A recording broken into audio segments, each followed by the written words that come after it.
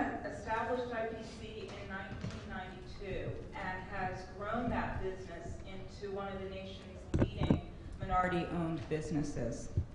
He's a presidential appointee who currently serves on the Secretary of Commerce's Manufacturing Advisory Council. He's also on the board of the Hitachi Foundation, and he's one of our 25th anniversary honorees in the area of economic justice.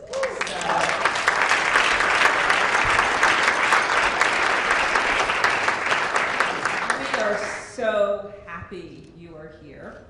And I wanted to start by asking you to tell us a little bit about IPC, what you do, who your customers are, so that those who aren't familiar with you and the company can learn about it. Thank you, Don. Good afternoon. How's everybody doing today?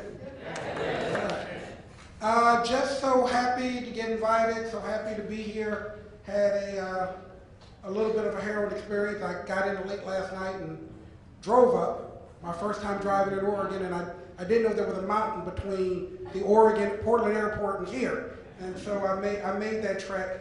Got here about 1 o'clock in the morning, walked up to the check-in desk, and they said, good news and bad news. The good news is you're registered. The bad news, you're registered for Saturday. and we're 100% full. So I looked at Doug, who's a nice guy, and I said, Doug, it's 1 o'clock in the morning. I woke up at 5 a.m. Eastern time. I've seen a fox, I've seen a deer, and I think I saw a black bear coming up the mountain. I ain't going back down. So to Doug's credit, he worked it out, had a good night's sleep, and happy to be here and just share with you about a little bit about my passion and what I do, and want to learn sometime in the next hour or so that we're together about your passion and just have a good conversation. I am Al Fuller. I have the great privilege of steering Integrated Packaging Company, and what I do for a living is social entrepreneurship.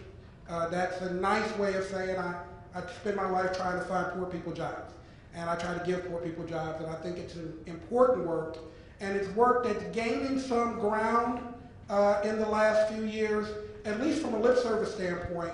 I'm not quite sure it's gaining ground substantially in a way that it's going to be sustainable and move the needle from an unemployment, especially in some of the communities. We do business in Detroit, Michigan, in the inner city. We do business in central Louisiana, about an hour outside of Baton Rouge. Both of the areas that we moved into, very high unemployment, 26% in Detroit, with the African American males between 18 and 35, and about 18% where we started in Louisiana right after Katrina. We bring folks in who want to work hard, learn lean manufacturing, advanced manufacturing skills. The average education is high school. That's what we need. We have some that don't have the high school education, and probably starting at $9 an hour. And our goal is that within 3 years you can do better than that, and the average rate that our employees make is about $20 an hour. So we've done a pretty good job at moving people from the edge of poverty to 2 times the poverty number. Couldn't do it without a lot of great help, and the biggest help we get is our customers, and some of our customers are the major consumer product companies. And those are the folks who have programs designed to make their supply base look more like their customer base in terms of increasingly turning more diverse. So that's been a very good business hook for getting help in what we do, but it's still a challenge. You got to make great product. You got to get it there on time, and people want to help you in the community, but they don't want to pay an extra nickel for helping you. Actually, they would rather you save them a nickel. So you've got to figure out a way to make that whole dynamic work, and that's what we do every day. So I know there's a personal story that inspired the founding of IPC, and I wondered if you could talk a little bit about that. Well, what I said earlier is I want to give poor people opportunities to work. That's really my mission and why I think God put me on this earth. And it's kind of born out of where I grew up. I grew up in East St. Louis, which if any of you know St. Louis or East St. Louis or Detroit, it's all kind of the same place. High unemployment. But when I grew up in the 70s, everybody was working. In my town, we had a steel mill, a box making company, we had a glass foundry, we had an aluminum plant, and we had a place that made bullets.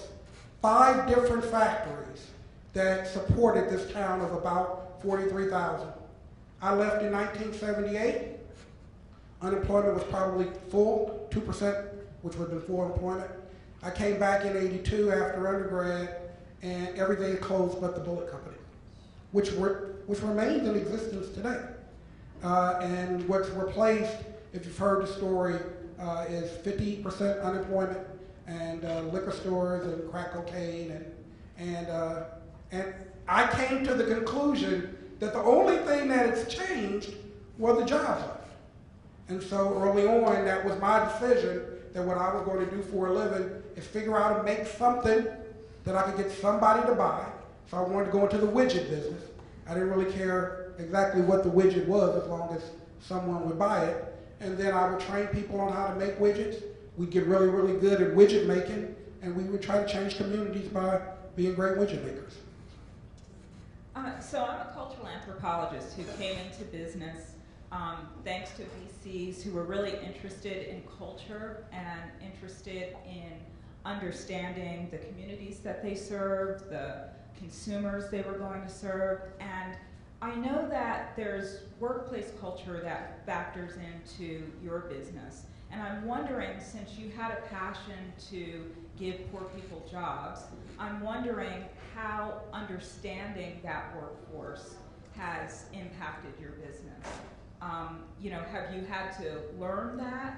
How has the human resources aspect of giving people jobs who perhaps haven't had long work experience or who come from backgrounds where getting a job is difficult because maybe they've come out of prison or jail? Can you tell me a little bit about how understanding who your workforce is impacts the success of the business?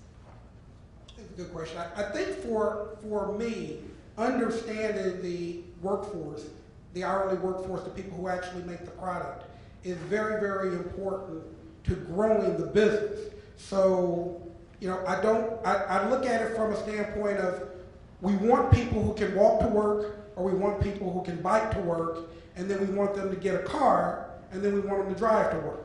So we know that we're starting with a group of folks who may not know a lot about a world-class customer base, because I gave you kind of a template of who the customers were. So we start with 3 basic tenets. Tenet number 1 is we set our bar at the customer's level. So excellence, lean manufacturing, parts per million, those buzzwords that you read about in the Wall Street Journal is what we teach on day 1, no matter who comes into our building. Then we build trust. An example of building trust was when we started in New Jersey. I bought an existing business that had a 100% minority hourly workforce and a 100% majority management team. So one of the first things I noticed was it was around Christmas time, and they had 2 Christmas parties. The hourly workers had their Christmas party at the VFW, and the salaried workers had their Christmas party at Forest Gate Country Club. So one of the first things we did was we made a rule. If we made budget, we needed Forest Gate. If we didn't make budget, VFW was fine for me. And so and over the course of that first 5 years, we had 3 VFWs and we had 2 Forest Gates. and we had 2 Forest Gates. And by changing all of the benefits to one set of benefits, to where we didn't have hourly versus salary or management versus worker, we really were able to tell people that we're all in this together.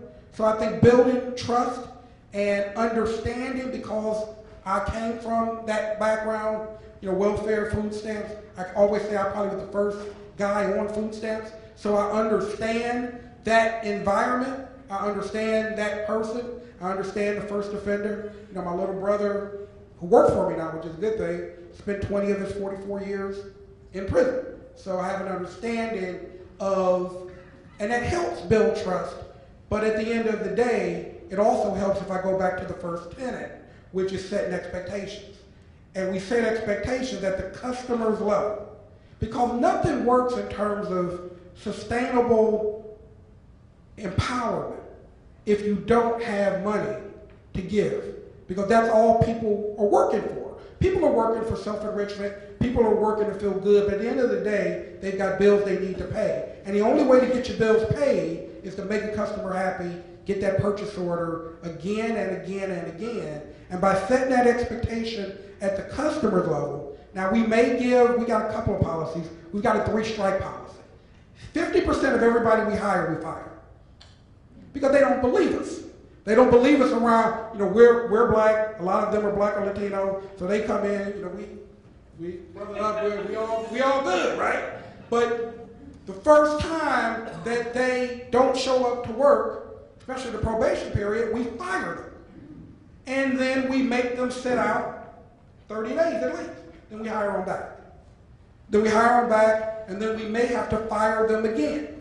And we've got a 3-strikes you're out policy.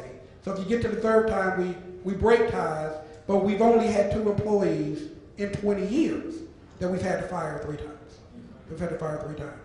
So that's the second tenet of building trust. The third tenet is share the outcome. We've had great success over the last 25 years. So we've had a situation where we actually became very, very profitable. We took 44% of the company, turned it into an ESOP, and made the hourly workers 44% owners in the company. So whereas the average,